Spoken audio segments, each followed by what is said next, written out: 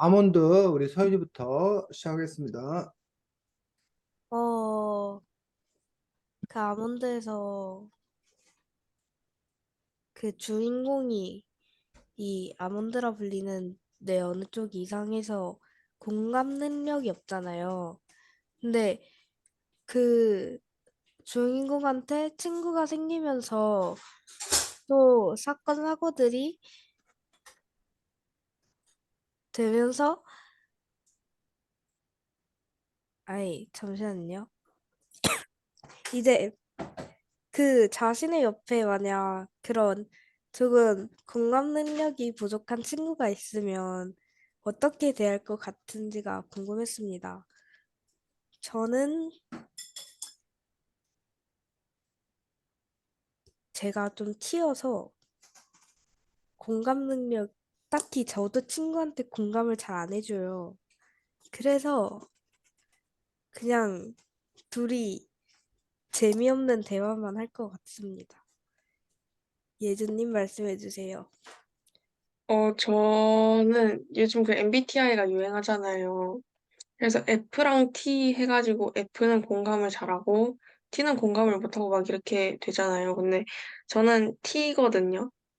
그래서 막 상대 얘기할 때 뭐 엄청난 공감을 바라거나 그런 걸 딱히 바라지 않는 편인데, 그런 이 주인공, 아몬드에 나오는 주인공 같은 친구가 있으면, 얘기할 때 살짝, 음, 좀 몸이 건조해서 재미는 없겠지만, 그래도,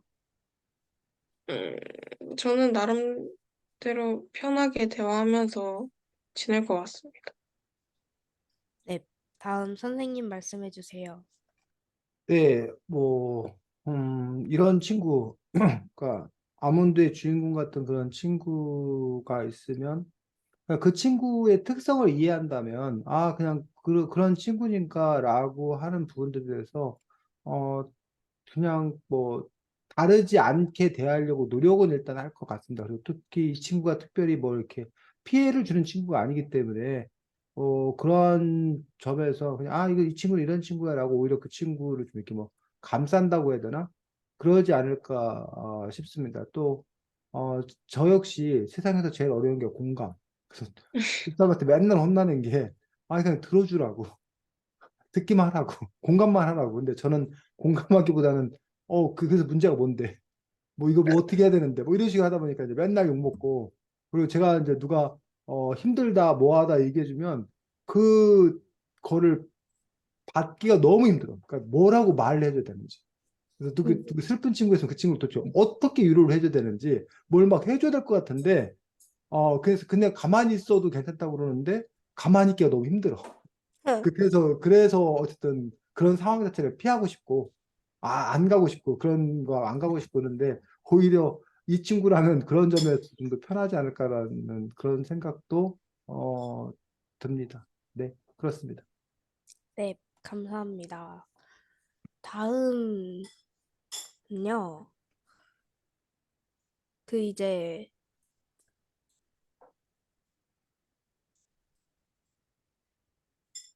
뭐였지? 뭔가를 준비했는데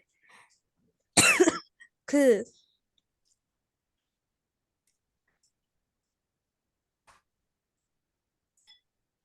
둘이서 음, 막 책방 가서 음. 뭐 엄청 찾아보고 책 읽고 이러잖아요. 우리 누구누구를 말하는 거야? 아, 그 주인공이랑 주인공 음, 친구.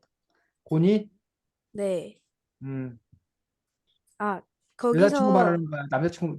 그 여자친구 말하는 거 아니면 그 진짜 아들로 온 그 깡패 말하는 거야? 그 남자애? 남자예요. 네. 그래, 그래. 그 남자애가 같이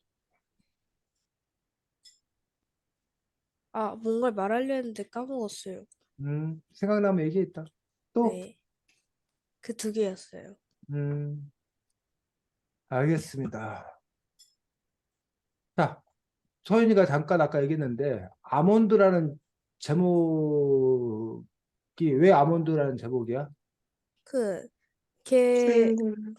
음, 두뇌에 무슨 음, 기관 중 하나, 뇌 안에 있는 기관 중 하나가 음, 아몬드라고 불린다 했었는데. 음. 또, 그러니까 그 뇌기관 중 그 공감을 하는 그 능력을 가지고 있는 그 기관이 아몬드 모양처럼 생겨서 음, 사람들은 그거를 아몬드라고 부르고, 그리고 그래서 주인공이 그 아몬드 같은 그 기관에 대한 부족함이 있어서, 음. 네. 그렇지. 그래서, 근데 그거 말고 또 한 가지 제목이 아몬드인 이유는, 뭐, 대단한 건 아니지만, 자, 책 26쪽에, 여러분 책이 없기 때문에 쌤 읽어주겠습니다. 굳이 이런 의식을 치르는 이유는 내가 아몬드를 좋아해서가 아니다. 식탁 위엔 삼시세끼 아몬드가 올랐다. 피할 길은 없었다. 그러므로 먹는 방법을 찾은 것뿐이다. 엄마는 아몬드를 많이 먹으면 내 머릿속에 아몬드도 커질 거라 생각했다. 그게 엄마가 기댈 수 있는 몇 안 되는 희망 중 하나였다라고 해서 실제로 이 주인공이 아몬드를 뭐해?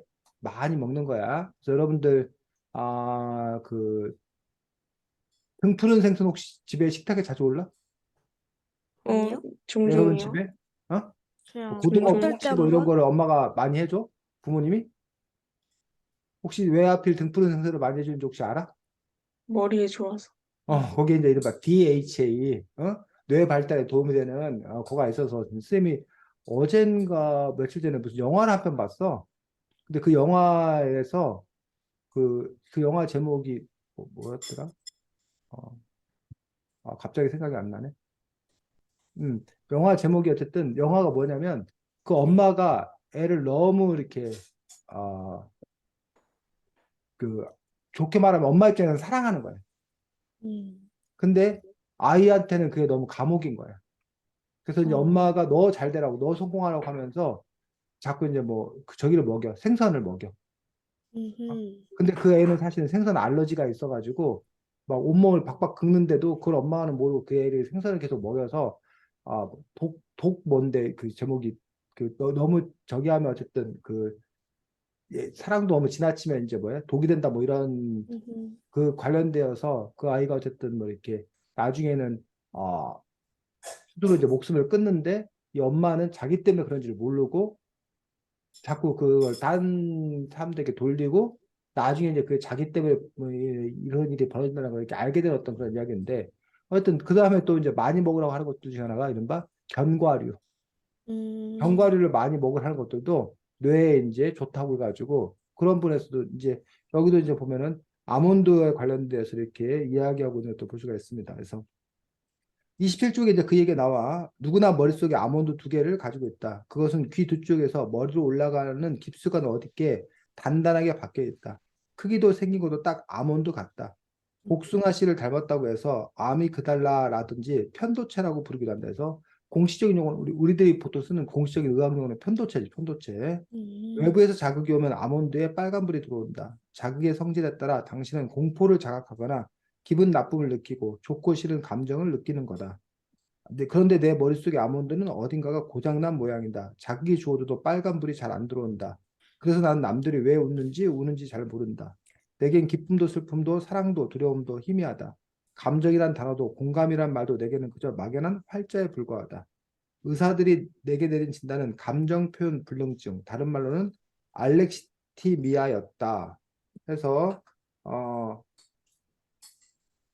그러한 그 부분들 때문에 아몬드가 이제 편도체를 나타내는 그런 단어로서의 그 아몬드 그리고 그 아몬드 편도체에 이상이 있는 감정표현 불능증에 걸린 아이라는 그 인물을 소재로 해서 쓴 작품이기 때문에 제목이 아몬드이기도 하고 또 그 주인공에게 그 어머니가 이제 그 아이가 그 뭐 나을 수 있다 고쳐줄 수 있다 그런 희망을 가지고 이제 아몬드를 많이 먹이는 것에서 아몬드라는 그런 이야기가 나옵니다.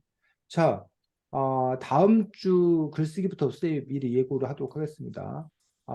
지금 쌤이 읽어준 쪽의 앞부분에 보면 지금 이제 굳이 이런 의식을 기르는 이유는이라고 쌤이 했는데 그 의식 얘기가 쭉 나와. 그 부분을 쌤이 읽어주겠습니다. 좀 길어. 잘 들어봐. 뭐 여러분 읽었으니까 기억이 날 거야. 엄마는 내게 아몬드를 많이 먹였다. 내가 아몬드라면 미국산부터 시작해서 호주산, 중국산, 러시아산까지 우리나라에 수입되는 종류는 다 먹어봤다. 중국산에서는 기분 나쁜 쓴맛이 나고 호주산은 뭔가 모르게 시큼털털한 흙냄새가 난다. 우리나라에서 나는 것도 있지만 내 입엔 역시 미국산, 그중에서도 캘리포니아산이 최고다. 이제 태양빛을 잔뜩 머금어 은은한 갈색 맛이 도는 캘리포니아산 아몬드를 먹는 나만의 방법을 알려주겠다. 먼저 아몬드 봉지를 집어들고 그 안에 든 아몬드의 촉감을 느껴본다. 포장지 아래로 만져지는 단단한 알맹이들이 고집스럽다. 봉지 윗부분을 가만히 뜯고 이중처리된 지퍼를 연다. 눈은 감은 상태여야 한다. 그런 다음 천천히 숨을 들이쉬며 봉투 안으로 코를 들이민다. 얕게 숨을 끊어서 들이쉰다. 향이 몸속까지 도달하는 시간을 최대한 확보하기 위해.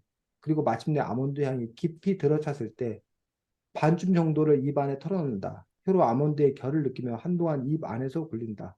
뾰족한 곳을 찔러도 보고 아몬드 표면의 흠을 혀로 훑어도 본다. 너무 오래 해서는 안 된다. 아몬드가 침에 불리면 맛이 없어지기 때문이다. 이건 그저 클라이맥스를 위한 준비 과정일 뿐이다. 짧으면 시시하고 길면 임팩트가 사라진다. 적당한 타이밍을 당신이 직접 찾아야 한다. 클라이맥스로 향해 갈 때는 아몬드가 점차 커지는 상상을 한다. 손톱만한 아몬드가 포도알 만큼, 키위만큼, 오렌지만큼, 수박만큼 점점 커진다. 이제 아몬드가 럭비공만큼 부풀었다. 바로 이때다. 와드득 깨문다. 그러면 아그작 소리와 함께 멀고 먼 캘리포니아에서부터 날아오던 햇빛이 입 안으로 퍼져 나간다. 자, 선생님이 지금 요게 이걸 왜 읽어준 것 같아? 글쓰기가 뭔 관계 같아? 숙제가 뭘 것 같아? 이런 음, 감각적인 느낌으로 글을 쓰기? 음. 예주가 잘 얘기했습니다. 그래서 여러분들이 먹방을 찍으면 좋을 텐데, 응. 먹방을 찍진 않을 거고, 사실 먹방에서 이제 음식을 잘 먹는 것도 중요한데, 그 먹방에서 중요한 것들이 그 자기가 먹은 걸 뭐 하는 거? 표현하는, 표현, 물론 이제 표현하는 쌤이 먹방을 잘 안 봐서 모르는데, 유튜브 먹방은 그냥 많이 먹는 거 그 자체인 것 같아, 보니까. 그 음, 많이 먹어서 신기하고 놀라운 거 아니면 뭐 이상한 걸 음, 먹어서 신기하고 놀라운 거 이걸로 이제 저기를 클릭을 하는 것 같은데 그 무슨 맛있는 녀석들인가 뭐 네. 그런 그 공중파에서 하는 TV 프로그램에서는 그런 걸 보여주는 게 아니라 맛집에 가가지고 그 맛있는 걸 이렇게 맛있게 먹는 것도 중요하지만 그걸 얼마나 이제 뭐해 표현을 하느냐, 표현을 이렇게 맛깔스럽게 하느냐, 이런 부분도 상당히 그 중요한 그 캐스팅의 요인들 중에 하나거든. 어쨌든 이것도 이제 기본적으로 묘사라는 어떤 그런 부분들이지. 그래서 여러분들이 예주나 소윤이가 뭐 즐겨 먹는 거여도 좋고 너네가 어쨌든 뭐 하나를 정해서 그것을 지금 여기서 이 주인공은 아몬드를 먹는 과정을 세밀하게 묘사해서 쓰고 있다는 거예요. 그러니까 그런 것처럼 여러분들이 어떤 음식 하나를 잡아가지고 그 음식을 이렇게 맛있게 또 어떻게 어쨌든 그 먹는 과정을 이렇게 디테일하게 중요한 건 여기서 어쨌든 디테일하게 쓰는 것들이 첫 번째 중요한 어떤 그런 부분들이라는 거예요. 그래서 선생님이 지난번 전원도 여러 번 얘기했지만 여러분이 글을 잘 쓰는 방법들 중에 좋은 방법 중에 하나는 사실 책을 잘 읽는 거야. 책을 잘 읽는 것들 중에 그 이유가 두 가지지. 많은 지식을 얻어가지고 쓸거리가 많아지기 위해서인 부분도 있는데 그거 못지않게 더 중요한 부분은 바로 책을 쓴 사람이 이렇게 글을 잘 써놨단 말이에요. 이런 글 잘 쓴 걸 보면서 여러분들이 흉내내기를 하는 거야, 사실은. 이런 표현 방법을 배우는 거예요. 그런 표현 방법을 여러분의 것으로 만드는 거지. 그리고 여러분도 이런 방식으로 자꾸 표현해 보려고 애쓰는 어떤 그런 태도들이 필요한 거고요.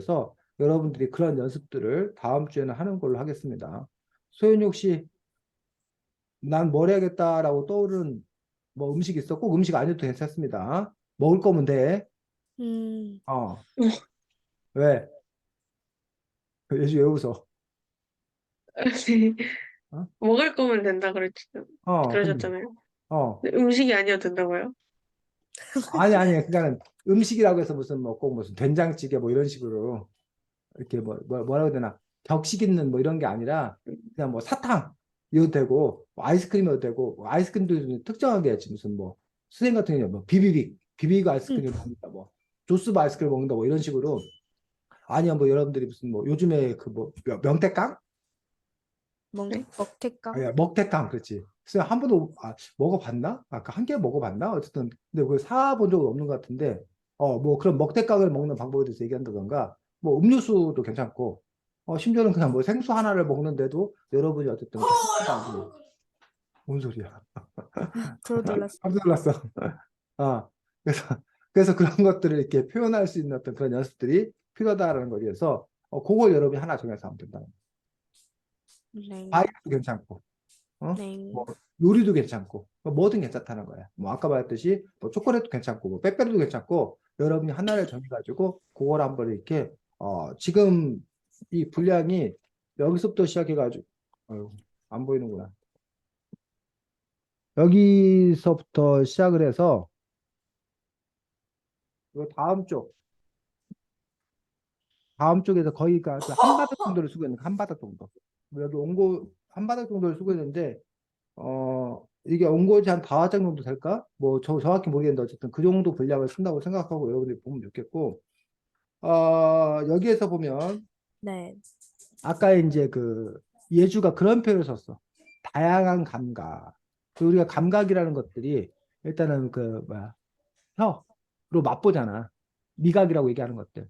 근데 사실은 우리가 그 맛은 혀로만 느끼는 게 아니라 사실은 뭐가 중요하다는 거야? 그러니까 후각이 중요하다는 거예요. 그래서 음, 우리가 감기 걸려서 코가 막히거나 그러면 음식 맛을 제대로 볼 수가 없다는 거지. 없어요. 이 책에서는 지금 미각과 후각뿐만 아니라 심지어는 촉감, 그 촉감까지도 지금 같이 얘기를 하고 있거든. 촉감을 통해서 느껴지는 맛을 대해서 얘기하고 있는 거기 때문에 그런 어쨌든 우리들의 감각을 다 모여서 다양하게 사용해서 여러분들이 그것들을 표현하셨으면 좋겠습니다. 그래서 여기 보면 뭐 예를 들면 중국산에서는 기분 나쁜 쓴맛이 나고 호주산은 뭔가 모르게 시큼털털한 흙냄새가 난다. 이 흙냄새가 난다라는 부분에서 이제 왜 후각 부분에 대해서 얘기하고 있는 것들을 볼 수가 있습니다. 심지어는 뭐 태양빛을 잔뜩 머금어 은은한 갈색빛이 도는 이거는 다 시각이 갖고 있는 그 맛이라는 게 있는 거예요. 그래서 뭐 보기 좋은 떡이 뭐 맛도 좋다 뭐 이런 말이 음, 이렇게 있는 것들처럼 그래서 이제 그쵸. 그 일부러 그 요리 같은 거 할 때도 막 이렇게 색깔 같은 걸 이렇게 넣어가지고 그래야서 이제 이렇게 군침 돌게 뭐 만든다라고 하는 어떤 그런 것들처럼 그 시각이 주는 어떤 그런 효과들 이런 것들도 여러분들이 그 표현할 수가 있을 거란 얘기예요. 그다음에 뭐 아몬드의 촉감을 느껴본다. 포장지 아래로 만져지는 단단한 알맹이들이 고집스럽다라고 해서 이렇게 촉감에서 느껴지는 어떤 그런 맛에 대해서 이야기를 하고 있습니다. 아, 봉투 안으로 코를 들이민다. 얕게 숨을 끓이면서 들어 마신다. 향이 몸속까지 도달하는 시간을 최대한 확보하기 위해 향이 깊이 들어찼을 때 반 정도 입안에 털어놓는다 해서 그 향에 대해서도 이렇게 얘기하고 있고 아까 혀로 아몬드의 결을 느끼며 한동안 입안으로 굴린다. 뾰족한 곳을 찔러도 보고 아몬드 표면에 홈을 혀로 훑어도 본다 해서 혀로 느끼는데 맛을 느끼는 게 아니라 그 촉감을 느끼는 거야, 촉감. 이 촉감을 느끼는 것들을 볼 수가 있고 그 다음에 뭐 손톱만한 아몬드가 점점 커지는 상상을 한다. 자기가 상상. 거기다 상상까지 이제 하고 그다음에 와드득 깨문다. 아그작 소리와 함께. 이거는 뭘 통해서? 청각. 청각을 통해서 음, 그 맛을 또 이렇게 표현하고 있는 거야. 그리고 여기 지금 보면은 오감을 다 표현하고 있는 거야. 그런 식으로 여러분들이 그 뭐 이렇게 라면 같은 거 먹을 때 또 이렇게 먹방 같은 거 할 때 막 후하고 그 소리 그 ASMR이라고 그래? 뭐 먹는 어떤 그런 소리가 또 이렇게 주는 음, 자극이 있잖아. 그래서 네. 그런 식으로 여러분들이 그런 자극을 줄 수 있도록 그렇게 그 표현하는 그런 연습들을 해봐야 되고, 이번 기회에 그럼 여러분들이 이렇게 먹방하는 사람들 이런 것들이 어떻게 표현하나, 또 표현 잘하는 사람들 어떤 그런 표현 방법들 이런 것들도 자꾸 이렇게 배워보는 것들. 그래서 그걸 응용해서 여러분들이 쓰면 되는 거지. 그리고 이번 기회에 여러분들이 또 이렇게 먹을 때 자체부터 여러분들이 한번 이렇게 느껴가면서 그냥 허겁지겁 넣는 것들이 아니라 그 맛있게 먹는 방법 뭐 이런 부분들 이렇게 느껴가면서 그것들을 이렇게 먹는 것들 그게 더 우선이지 않을까 싶습니다. 해서 음, 다음 주 글쓰기 과제에 대해서 먼저 이야기를 좀 했습니다. 자,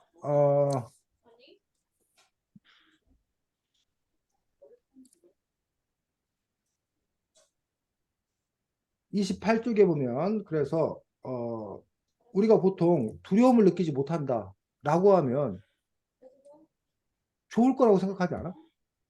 이거 그죠. 겁대발이 없다, 겁이 없다. 이러면 좋지 않을까? 두려움을 느끼지 못한다라고 하면 어떨 것 같아? 만약 여러분들에게 두려움을 느끼지 못하게 해주겠다라고 라고 선택해라 라고 한다면 그걸 받아들일 건지 아니면 난 그냥 계속 두려움 느낄게요 라고 한다든지 어떤 선택을 하게 될 것 같아? 예주는? 저는 안 받을래. 안 받을 거다. 왜? 어, 물론 그 위험함을 느끼는 것에, 느끼면 위기감을 가져서 생존에 도움을 주기도 한다만, 음. 그래도 그거는 제가 의식적으로 주의를 하면 되는 것이고, 겁을 못 느끼면은 살면서 할 수 있는 일이 훨씬 더 많아질 것 같아요. 아, 그러니까 그 뭐야 두려움을 없애준다고 그러면 그걸 받겠다고 너는? 네. 그래. 서윤이는? 저는 근데 안 받을 것 같아요. 왜? 이게 이 의식을, 어, 예주처럼 의식을 한다 해도 의식을 못하고 넘어가는 경우가 있거든요. 음. 근데 이걸 쓰는 때가 저는 나중에 어른이 돼서도 써야 된다고 생각해서 뭔가 주변에 어느 정도 이런 걸 해줘야지 남아있지. 솔직히 그 주인공처럼 하면 아니, 막 다가가서 친구를 하긴 어렵잖아요. 그래서 음. 저는 거절할 것 같아요.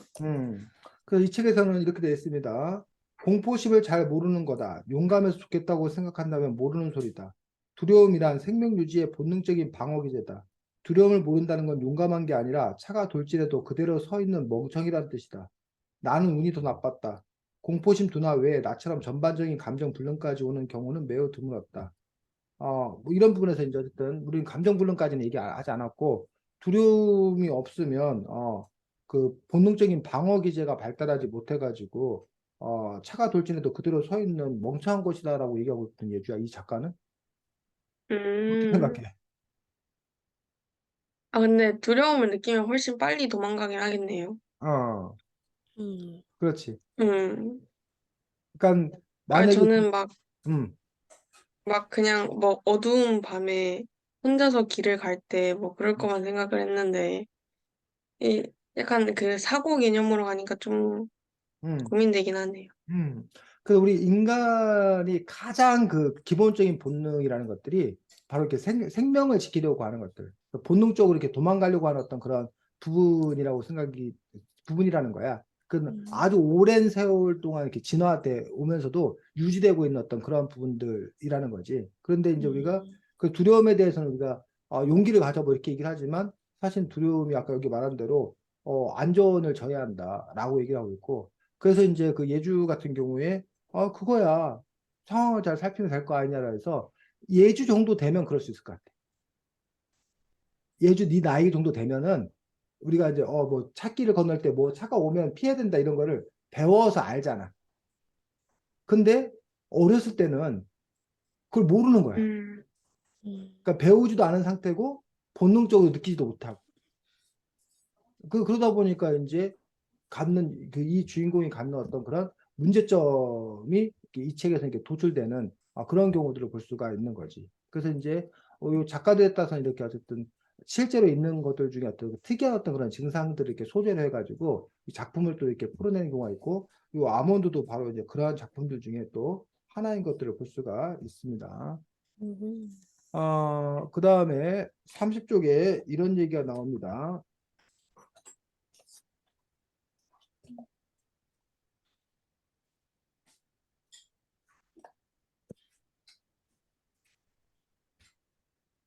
이왕 이렇게 된 거 어쩌면 엄마는 이런 걸 기대했는지 모른다. 감정이 남들처럼 유연하지 않은 대신 영화에서처럼 기억력이 컴퓨터 수준이라던가 미적 감각이 탁월해서 믿을 수 없을 정도로 천재적인 그림을 그려낸다던가 하는 건 말이다. 그렇다면 쇼프로에도 나갈 수 있었을 테고 아무렇게나 페인트를 뿌려댄 그림도 수천만 원에 팔렸을 모른다. 하지만 내게 천재적인 능력은 없었다. 그래서 그 자폐 아들 알아? 혹시 자폐라고 알아? 자폐증? 네. 어. 근데 이제 자폐증을 갖고 있는 사람들 중에 기억력이 엄청난 거야. 이렇게 눈으로 딱 보면 그냥 다 기억하는 거야. 또는 막뭐 전화번호부가 한 번 이렇게 쓱 보면은 처음부터까지 다 외워버리는 거야. 뭐 어떤 그 도시를 딱 봤다. 그럼 그걸 그대로 막 다 그려내는 거야. 그런 천재성을 발휘하는 자폐아들이 이렇게 있는 거야. 근데 그런 천재성을 발휘하는 자폐아들 때문에 자폐아들이 더 힘들다는 거야. 왜? 본인들에게도 그런 걸 기대하니까. 사람들이 뭐 그 위로하는 거지, 사실은. 어떤 애가 자폐하라고 하면, 그래도 그렇게 천재성을 갖고 있다잖아. 누구도 그게 자폐한데 이렇게 천재라잖아. 그 애도 천재일 거야. 이런 식으로 그 위로를 준다는 거야. 근데 사실은 그 자폐아들 중에서 그렇게 뛰어난 천재성을 갖는 경우는 극히 드물다는 거야. 근데 우리는 그 천재성을 갖고 있는 그 자폐아들을 일반화시켜가지고 자폐아들은 다 천재성을 갖고 있을 거다라는 식으로 이제 이렇게 등치, 똑같은 걸로 생각한다는 거야. 그러다 보니까 그들 같은 경우는 오히려 더 큰 이렇게 박탈감 뭐 이런 것들을 더 이제 많이 느끼게 되는 어떤 그런 부분에 대해서 지금 요 책에서 이제 그 부분, 선생님이 지금 읽어준 부분에서 바로 그것들을 얘기하고 있는 볼 수가 있습니다. 자, 다음에 이런 말 나옵니다. 하나의 현상에 그 이면의 뜻이 숨어 있다는 걸 나는 잘 알지 못했다. 나는 세상을 고지곧대로만 받아들였다. 소연아, 이게 왜 문제야? 어, 어, 고지고대로 다 들었다고요? 그럼 하나의 현상에 그 이면의 뜻이 숨어 있다는 걸 나는 잘 알지 못했다. 나는 세상을 고지곧대로만 받아들였다. 너무 잘 믿나?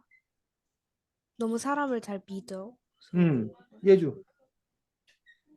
뭐, 예를 들어, 이건 좀 간단한 거긴 한데, 뭐, 다음에 밥 한 번 먹자, 이런 건 그냥 음, 인사말이잖아요. 어, 근데 그런 거에, 그걸 진심으로 받아들여서, 음, 뭐, 연락을 한다든지, 음, 아니면 사람들이 알게 모르게 꼽을 주는 경우들이 있잖아요. 음, 그러니까 빙빙 돌려서 얘기하는 경우, 음, 그런 거를 못 알아채고 있다는 것 같아요. 음. 꼽을 준다라는 표현, 서윤이 너도 써? 네. 꼽을 준다라는 말이 무슨 말인지 처음 들었어. 아, 하면서 진짜요? 그러니까 꼽을 준다는 게 뭐야? 좀, 어, 이렇게, 좀, 약간, 근데 약간, 꽤 됐지 않나? 이거 쓰는, 약간 그 당사자 앞에서 아, 그냥 맞아요. 맞아요. 비꼰다는 거랑 비슷한 것 같아요. 비꼬는 걸 보고 꼽을 준다고 그런다고? 네. 그러니까 직설적으로 얘기하지 아니하고, 네, 어, 좀 네, 돌려서 얘기하고, 돌려서 얘기하는 건데, 사실은 보면 그 안에는 비아냥이 담겨 있는 거인 거야. 네. 네. 그런 걸 보고 꼽을 준다라고 표현하는 거야.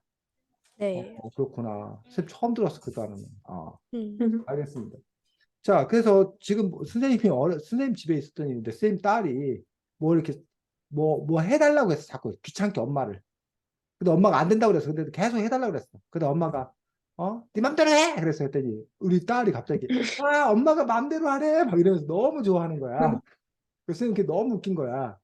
그 애는 그래서 네 맘대로 해라는 부분들이 그 엄마가 화가 나서 소리 지는 건데, 근데 이 애는 엄마가 드디어 허락을 했다. 라고 이제 생각을 하는 거죠. 눈치 없는 거예요, 쉽게 말하면. 그런, 근데 본인이 그걸 아는데도 그냥 그걸 이용하려 든 걸 수도 있어요. 헉, 섬뜩. 예주, 너 그랬니? 어? 아니야. 하긴 뭐 그런 경우가 대표적으로 음, 크리스마스에 산타 할아버지가, 저게 엄마 아빠라는 걸 알면서도 일부러 속아준다면서. 음, 음, 엄마 아빠라는 걸 알면 엄마 아빠 그 산타 선물이 끊기니까. 그 선물 받으려고 계속 이렇게 모른 척 한다면서. 아니, 그냥 그래요? 안 그랬는데. 안 그랬어? 서윤이 어떻게 했어? 그냥 산타 엄마 아빠잖아 이랬는데 응, 엄마 아빠가 옛날에는 아니라고 하다가 응, 어느 순간 정도 되니까 응. 맞다고 그니까 앞으로 선물 받을 생각하지 말라 그랬나? 그랬는데. 야, 그러니까 네가 그거를 계속 서윤이가 그러니까는 저기 하지 못하네. 야가 빠지지 못했네. 네가 그걸 밝히지 말았어야지. 네가 계속 믿었어 봐. 지금까지도 선물이 오지, 서윤아. 에이, 그러겠어요.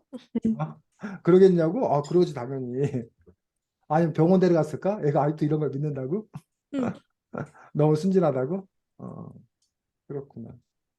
자, 그래서 사실은 여러분들이 이 부분이 되게 중요한 부분들이에요. 이 친구만이 아니라 우리가 그 이면의 뜻을 안다라는 것들.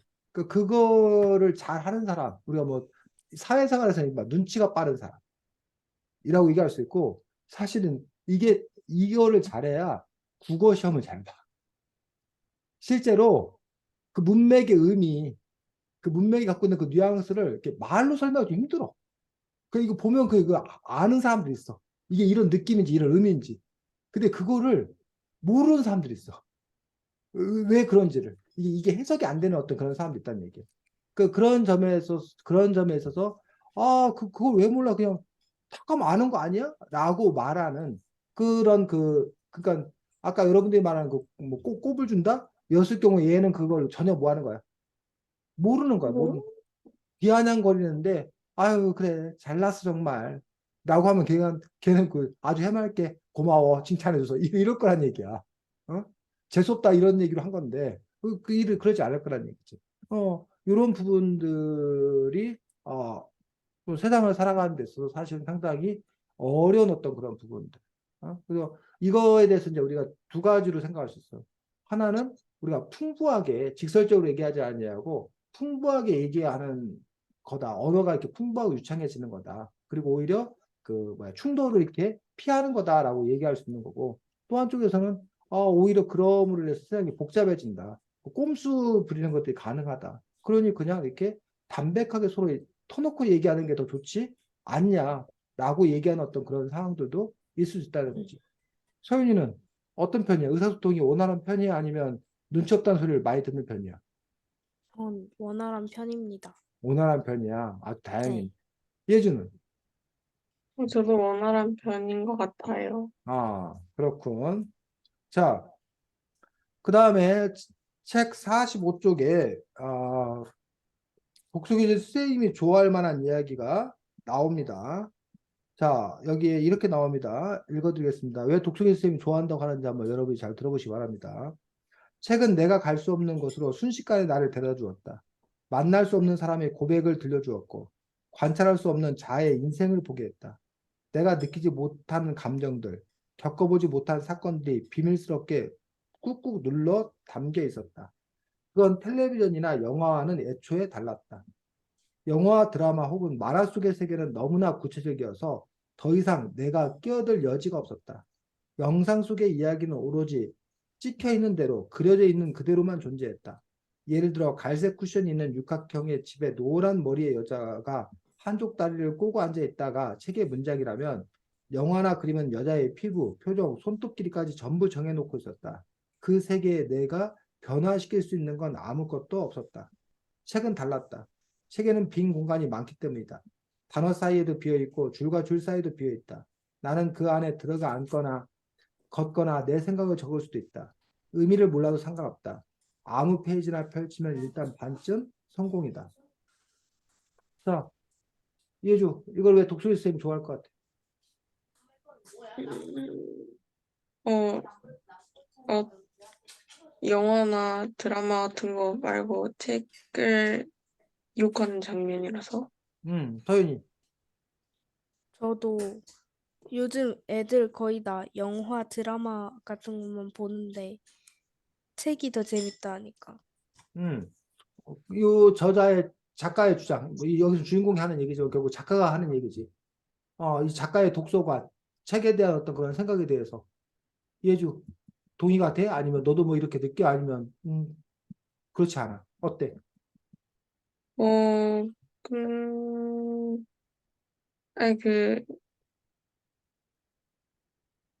뭐라고 해, 책도 좋다. 책에 흥미를 가질 필요가 있다. 이런 거에는 공감이 충분히 되는데, 음, 근데 뭐, 굳이, 그러니까 영화랑 드라마 같은 그런 것들도 저는 너무 좋아해서, 음, 그냥 전 동등하게 봤으면 좋겠어요. 서윤이는? 저도 이제 책 근데 전 어, 어느 정도 저 솔직히 책이랑 드라마랑 영화랑 함께 하는 게 아니라 영화랑 드라마는 드라마끼리 하고 책은 책 따로 이렇게 물어봐야 될 것 같아요. 음, 그러니까 저도 책과 영화를 더, 아니, 보세요. 드라마랑 영화를 더 좋아하는 편이어서. 음.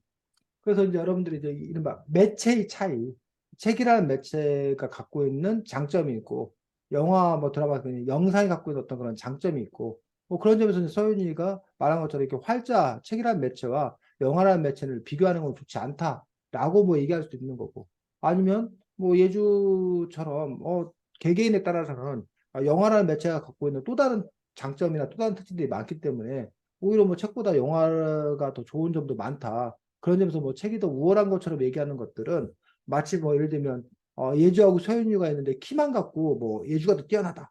뭐 서윤이가 더 뛰어나다.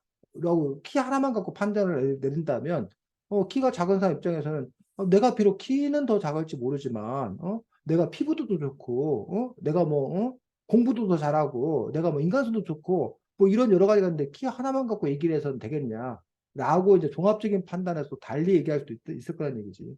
자, 근데 어쨌든 이 책에서 보면 그러면 책은 그 상상을 자극하고 자기가 뭔가 개입할 여지가 많은 데 비해서 영화나 드라마는 다 이렇게 너무 구체적으로 보여주기 때문에 이런 상상의 요소가 제약된다. 라는 말에는 동의가 돼?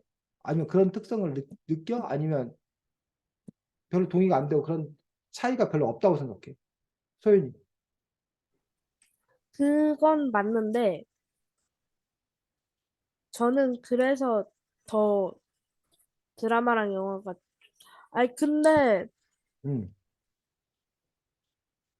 영화도 막 짜인 게 있긴 하지만, 뒤에가 열린 결말인 게 몇 개는 종종 있잖아요. 음, 그래서 그 장면 하나하나를 상상하기엔 어려울 수도 있겠지만, 음, 결과는 어떻게 보면 좀 상상할 수 있는 부분이 있지 않나라고 생각이 듭니다. 예준은. 어, 저는 어느 정도 맞는 것 같아요. 영화는 다 보여주고, 음, 책은 저도 책 보면서 막 그 공간이 어떨까 이런 상상하면서 읽거든요. 그래서 음. 거기서 막 이렇게 등장인물도 움직이는 거 생각하고 그러는데, 저 그 말에는 좀 동의를 해요. 음. 그래서 이제 그 연기자들이 그 대본을 가지고 연기자도 사실 상상을 하는 거잖아. 이걸 어떻게 표현하겠다라고 그 연출자들이 사실은 대본을 바탕으로 자기들이 머릿속으로 생각해낸 거를 구현시키는 거고 우리는 사실은 이렇게 구현된 거를 보는 거지. 그런 점에서 이제 이렇게 이 책에서는 그 연출자가 이렇게 상상하는 것, 연출자가 상상을 해버림으로써 독자들이 상상하는 걸 뺏어갔다. 라고 이제 이 책의 저자는 생각을 하는 거고. 근데 어떤 사람은, 내가 상상하는 것보다 연출자가 더 나보다 뭐야. 더 그럴듯하게 상상해서 더 잘해준 거야. 내가 음식을 만들어 먹는 재미를 요리사가 음식을 해주면 내가 음식 만들어 먹는 재미를 요리사가 뺏어버린 거잖아. 근데 어떤 사람들은 뭐라 그래? 나 요리 잘 못하는데 요리사가 요리 잘해가지고 맛있는 음식 주면은 고마운 일이잖아. 그러니까 그 부분에서 어떤 그런 차이가 이렇게 또 있을 수 있다라고 보는 거지. 그래서 어쨌든 뭐 근데 저 책이 갖고 있는 어떤 그런 이런 특장점들을 제대로 잘 살릴 수 있는 건가. 근데 어쨌든 또 그 앞부분에서 얘기했던 거 책과 영화가 공이 내가 갈 수 없는 곳으로 순식간 나를 데려다 주는 거는 책과 영화가 공통적인 어떤 그런 특성들을 갖고 있는 거지. 만날 수 없는 사람의 고백을 들려주었고 관찰할 수 없는 자의 인생을 보게 해줬고 내가 느끼지 못하는 감정들 겪어보지 못하는 사건들을 비밀스럽게 꾹꾹 눌러 담겨 있었다라고 하는 어떤 그런 부분들. 이거는 여러분이 드라마나 영화를 봐도 느낄 수 있는 어떤 그런 공통적인 어떤 그런 요소들인 거죠. 그래서 우리가 이 아몬드라는 책을 읽음으로써 여러분들이 이렇게 감정이 불능을 갖고 있는 사람들의 삶에 대해서 이해하는 어떤 그런 계기가 되는 거죠. 또 자기가 뭐라고 해야 되나 길을 잃어서 어렸을 때 고니의 삶, 응? 친부모가 아닌 다른 사람들을 그 부모들에게 학대를 당하기도 하고 파양당하기도 음, 하고 거기서 또 이렇게 살아가려고 발버둥 치는 응? 그 곤이었던 그런 삶에 대해서 그리고 뭐 거기 나오는 그 고니의 그 부모, 대학교에서 자식을 잃어버리고 자기가 그동안 이렇게 이른바 품위 있는 그런 사람으로 이렇게 살아왔었는데 어느 날 뜻하지 않게 나타나는 그런 자식 때문에 당혹스러워하는 어떤 그런 아버지였던 그런 모습들. 그거 여러분이 살아가면서 경험할 일이 없는 어떤 그런 일인데 이런 책을 통해서 다른 인생을 여러분들이 살아본다는 것들. 이것도 우리가 이제 독서를 하게 되는 또 중요한 이유들 중에 하나인 것도 볼 수 음. 있습니다. 49쪽에 이런 얘기 나옵니다.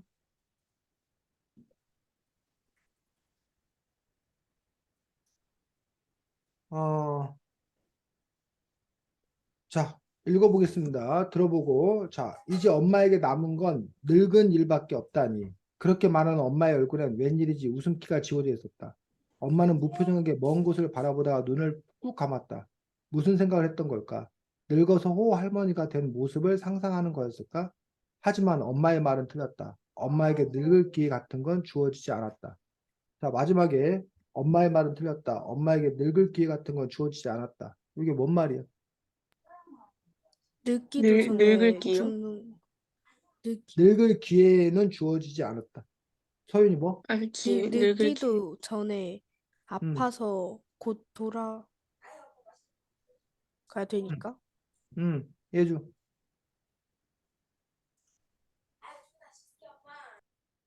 잘 모르겠어. 이 스토리가 잘 기억이 안 나나 보구나. 이 주인공의 엄마하고 할머니가 그 쇼핑을 갔다가 음.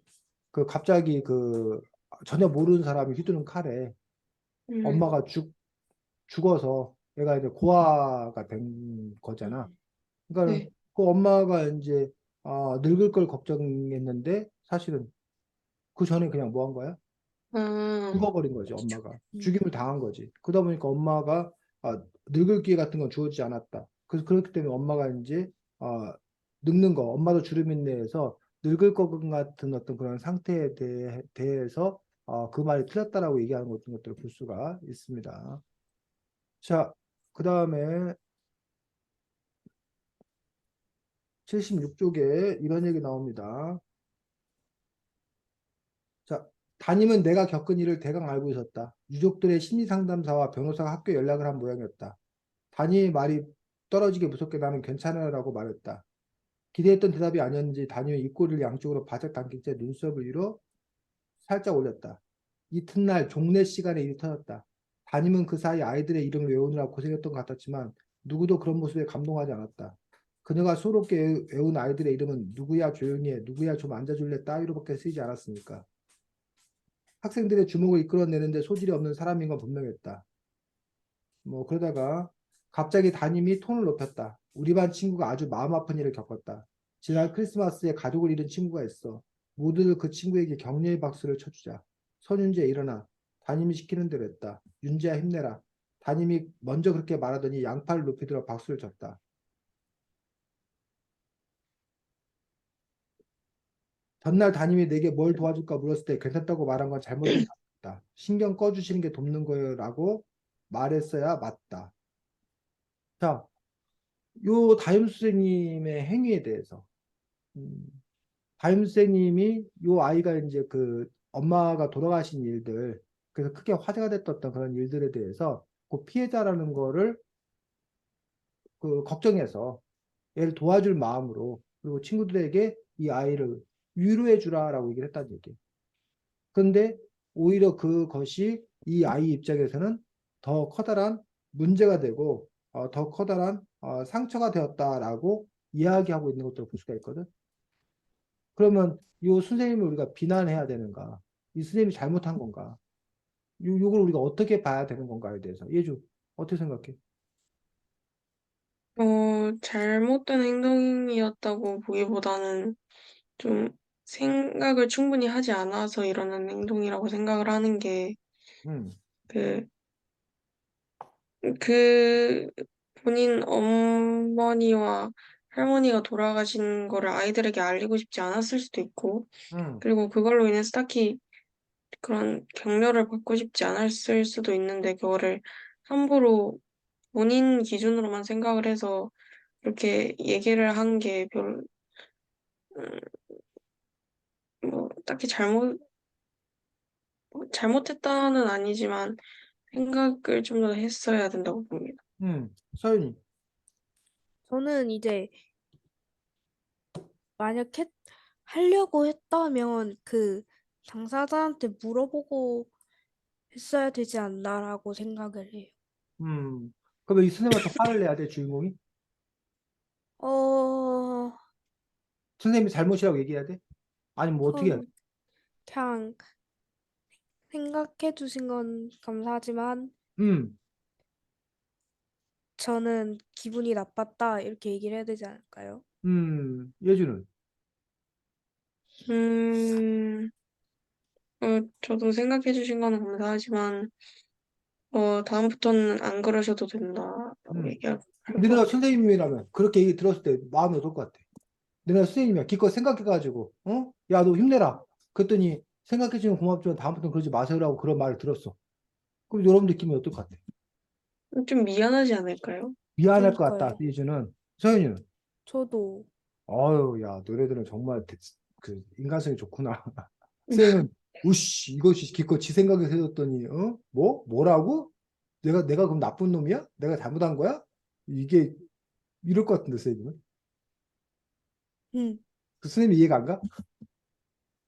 어? 그, 자, 그래서 이게 뭐 쉽지 않은 그런 문제인 거지. 그래서 이게 이제 그 과거하고 현재 달라진 어떤 그런 모습이에요. 과거에는 그냥 이렇게 도와주면 좋은 거라고 생각했어.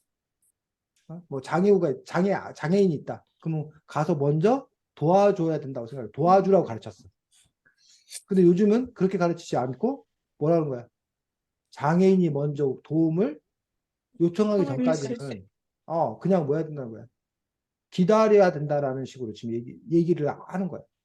그리고 이게 섣부르게 그 사람을 위로한답시고 그 상처에 대해서 얘기하는 것들이 자칫 잘못하면 이른바 2차 가해.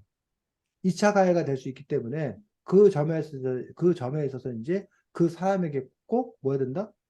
여러분이 아까 말한 대로 의사를 물어봐야 된다라고 얘기하고 있는 거예요. 근데 세상 일이 너무 복잡한 게 때로는 이제 뭐야? 그 사람이 상처 입을까 봐, 그 사람이 2차 가해가 될까 봐 아무 말도 안 해. 근데 그게 오히려 또 어떤 사람은 내가 이렇게 슬픈데 아무도 나를 위로해 주지 않아. 음, 아무도 나한테 신경 써주지 않아. 그래서 오히려 고립감에 빠져 있는 그런 사람들도 있다는 얘기지. 그 사람 음, 캐릭터에 따라서. 그렇죠. 그 예주나 서윤이가 뭐 이렇게 슬퍼서 울고 있는데, 누가 와갖고 뭐 하면 오히려 막 화가 날 수도 있는데, 또 반대로 아무도 또 그 신경 안 쓰고 이렇게 있다. 그러면 오히려 더 뭐해? 더 서러울 수도 있는. 그래서 뭐 어쩌라고. 그래서 사실은 보면 진짜 친구는 그런 거지. 위로해 주려다가 애가 화내면 욕을 먹고 그냥 뭐 하는 거야. 있는 거야. 가만히 있어. 욕 먹고 그냥 가만히 있는 거야. 그래. 네가 안 오나면 나 가만히 있을게. 라고. 그건 정말 이렇게 그 사람을 생각하는 사이 아니면은 지 생각에 해줬더니 화나 내네? 관둬? 가버린다거나. 이런 부분들. 이럴 수 있는 거예요. 우리가 사실은 많은 부분에서. 근데, 그러지 않아야 한다는 거고. 또 하나 우리가 생각해 볼 것은, 요 주인공도 마찬가지야. 아까 선생님한테 나한테 그렇게 하는 사람에 대해서 그 사람이 호의를 가지고 있었을 때, 호의로 한 일일 때, 근데 그 일이 내 마음을 상했을 때 그 사람이 호의로 한 일이니 내가 그냥 내 마음을 접어야 하는 것인지, 아무리 호의로 한다 손 치더라도 그것이 나를 배려하지 않는, 그냥 그 사람이 그냥 자기 마음 편하려고 하는 것이었을 때 내 의사를 분명히 전해야 하는 것인지, 답은 없다고 생각해. 답은 없다고 생각되는데 그런 상황이었을 때 과연 여러분들은 뭐를 택할 것인지, 어떤 선택을 할 것인지, 그 부분에 대해서 이제 소연이나 예주가 자기 나름대로 어떤 걸 선택을 해야 되겠지. 그리고 분명한 것은 어, 모든 걸 다 가질 수는 없다는 거예요. 모든 걸. 그러니까 내가 더 중요하게 여기는 게 뭔지 그거를 생각하고 그걸 위해서 다른 것들은 어쩔 수 없다는 거지 사실은. 어떻게 보면.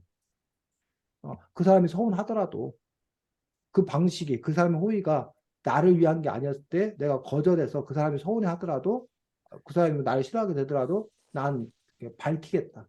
이 마음이 더 크면 응? 그러지 않아야 됩니다. 그러지 마세요라고 명확하게 얘기를 해야 되는 거고.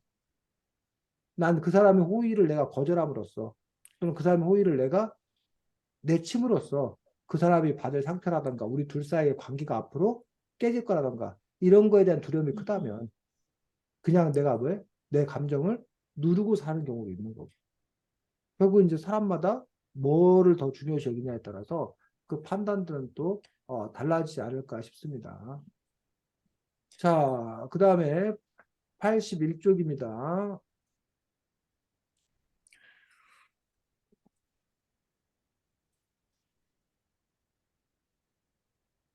자, 부모는 자식에게 많은 걸 바란단다. 그러다 안 되면 평범함을 바라지. 그게 기본적인 거라고 생각하면서. 그런데 말이다. 평범하다는 건 사실 가장 이루기 어려운 가치란다. 생각해보면 할머니 엄마에게 바란 것도 평범함이었을지 모르겠다. 엄마도 그러지 못했으니까. 박사의 말대로 평범하다는 건 까다로운 단어다. 모두들 평범이라는 말을 하찮게 여기고 쉽게 입에 올리지만 거기에 담긴 평탄함을 충족하는 사람이 몇이나 될까? 내게는 더욱 어려운 일이다. 나는 평범함을 타고나지 않았으니까. 그렇다고 비범하지도 않으니까. 그 중간 어디쯤에서 방황하는 이상한 아이일 뿐이니까. 그래서 나는 한번 도전해 보기로 했다. 평범해지는 것에. 자, 지금 쌤이 읽어준 이 부분.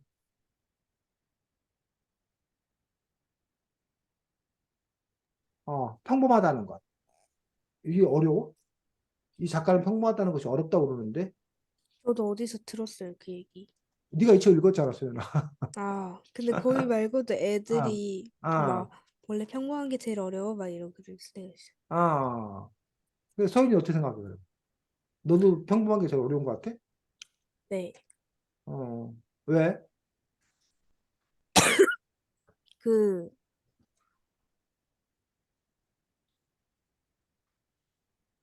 너 안 평범해? 전 어, 아니 평범하다 해도 평범함을 유지하는 건 어려운 것 같아요.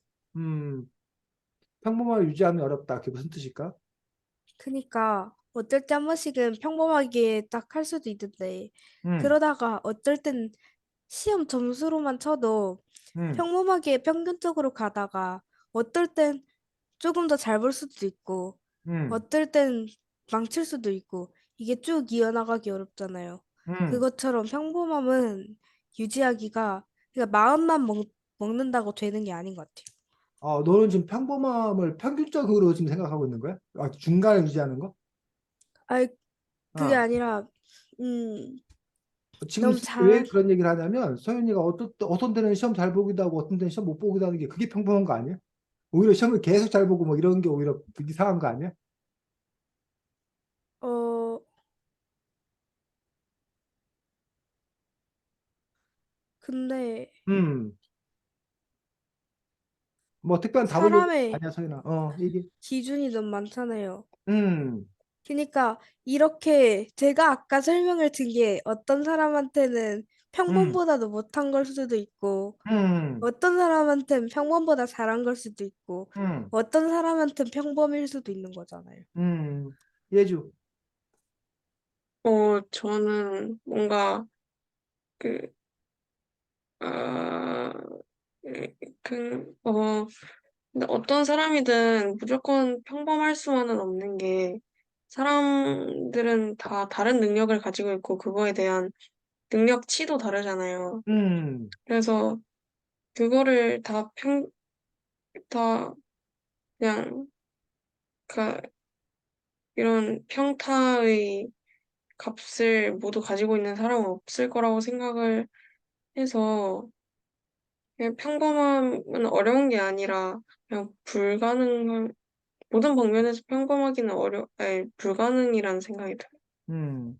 쌤은 여러분들이 쌤이 이 책에서 이 평범함을 얘기하는 거는 여러분들이 얘기하는 거 조금 맥락이 다른 것 같아요. 쌤이 아마 그 앞부분을 안 읽어줘서 그런 것 같은데 바꾸어 말하면 평범하게 살기를 바랐던 엄만 제가 정상적으로 살기 원했었어요.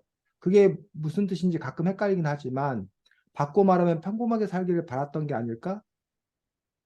남들과 같은 것, 굴곡 없이 흔한 것, 평범하게 학교 다니고, 평범하게 졸업해서 운이 좋으면 대학에도 가고, 그럭저럭 괜찮은 직장을 얻고, 마음에 드는 여자와 결혼도 하고, 가정을 꾸리고 아이를 낳고, 그런 것, 튀지 말라는 말과 일맥상통하는 것. 요거를 이제 그 평범한 삶이라고 얘기하는 거지. 어떤 뭐 이렇게 드라마틱하고 극적이고 뭐 이렇게 화려하고 뭐 이런 거 없이 그냥 평범한 어떤 일상을 사는 것들. 그러니까 처음에 부모들은 잘나기를 바란다는 거예요. 우리 애가 뭐 이렇게 뭐 돈을 많이 벌거나, 높은 직에 오르거나, 뭐 좋은 직장을 얻거나, 어쨌든 뭐 뭔가 특별한 사람이 되기를 바라, 처음에는. 그러다가 나중에는 뭐야? 내가 특별하게 있는 건 바라지도 않는다. 제발 뭐야? 평범하게 살아라 라고 이야기하는데 사실은 평범하게 사는 거가 쉽지 않다는 거에 대해서 예주가 이제 그 평범이라는 단어 자체에 이제 집착을 해서 또 이제 그 미시적으로 봐서 예주나 소연이는 그렇게 얘기한 것 같고 그런데 사실은 뭐 제때 그냥 고등학교 중고등학교 졸업할 때 졸업하고 대학 갈 나이 대학 가고 또 직장 얻을 때 직장 갖고 뭐 결혼할 나이 결혼하고 그래서 뭐 아이 낳고 뭐 하고 이런 그 이른바 사람들의 삶의 그 인생 곡선이라는 게 있잖아. 근데 그 인생 곡선을 따라 사는 것마저도 쉽지 않은 사람들이 꽤 많다라는 거야. 그러면 그 얘기를 어쨌든 그러면 뭐 서윤이 버전으로 뭐 바꿔서 얘기하면 내가 너한테 1등 하래? 응? 1등 하라는 얘기를 안 해. 그러니까 뭐야 보통 하라고 중간 하라고 라고 얘기할 수 있잖아 부모님들이. 그런데 이제 처음에는 1등 했으면 좋겠지. 근데 이제 1등 할 기미가 안 보이니까 그럼 중간이라도 하라고 그러는데 그럼 여러분 반에 만약에 30명이다. 그럼 중간이면 몇 등을 해야 되는 거야? 15등을 해야 되는 거잖아. 그러면 15등 이상을 하려면 그 반에서 몇 명까지만 가능한 일이야 그게. 15명. 5명만 가능, 50%만 가능하다는 얘기야. 나머지 50%는 중간도 못 하는 거야. 근데 그렇게 중간, 평범해지기도 뭐 하다는 거야. 그게 쉬운 일이 아니라는 거야.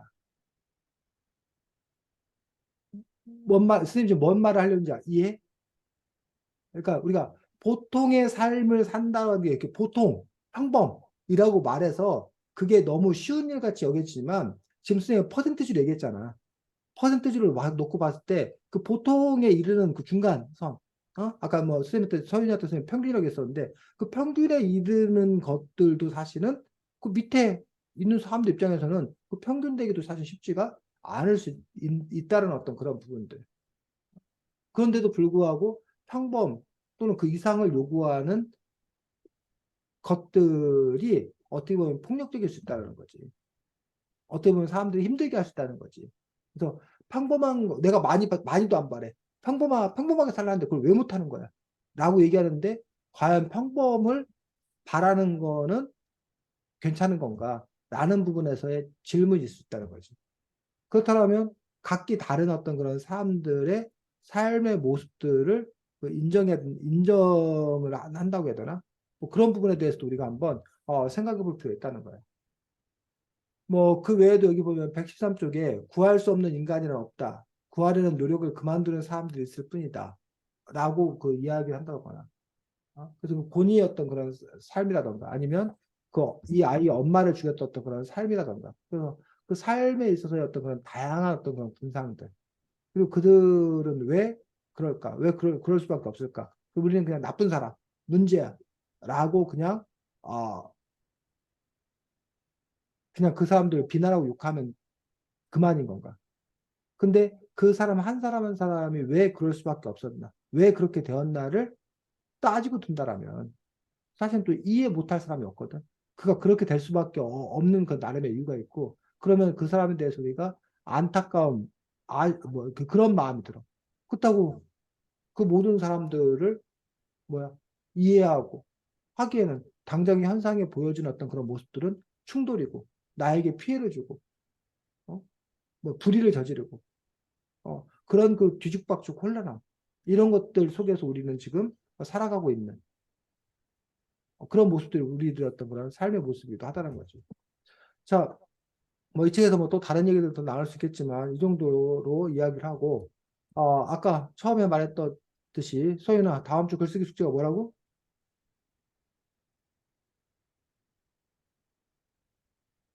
예주 다음 주 글쓰기 숙제? 그 음식을 먹는 과정이나 그런 느낌들을 디테일하게 설명하기. 디테일하게 오감을 살려서 글을 한번 잘 쏘기 바랍니다. 소연아 됐니? 네, 자, 수고 많았습니다. 다음 주 보겠습니다. 안녕히 계세요. 그래, 안녕히 안녕. 계세요.